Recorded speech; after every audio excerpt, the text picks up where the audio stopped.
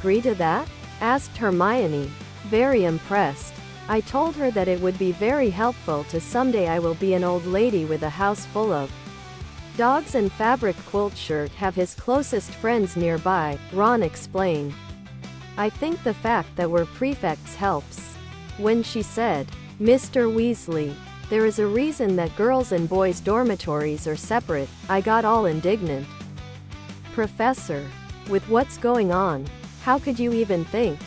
And she interrupted me and said, all right," he smiled. It was the first time he had won an argument with McGonagall. "Well done, Ron," said Hermione. "Someday I will be an old lady with a house full of dogs and fabric." Quilt shirt, tank top, V-neck, ladies' tee for men and women, V-neck, tank top. "Of course I'll be there, Harry. I'm sure Ginny will, too. But you're not." "Someday I will be an old lady with a house full of dogs and fabric." Quilt shirt get a lot of sleep, Harry started to point out. "Oh, shut up, Harry," interrupted Hermione. "You would do it for us. Don't deny it. Losing some sleep is minor compared to what it is for you. Of course, if you'd rather not have us there." She raised her eyebrows. "Come on, Hermione," he said, a bit annoyed. "It's fantastic that you'll be there. You know that, and I get your point. I shouldn't worry about you when I'm way worse off. Anyway, thank you. It's very good of you. See, now, that was what you should have said in the first place. Come on, we'd better get going.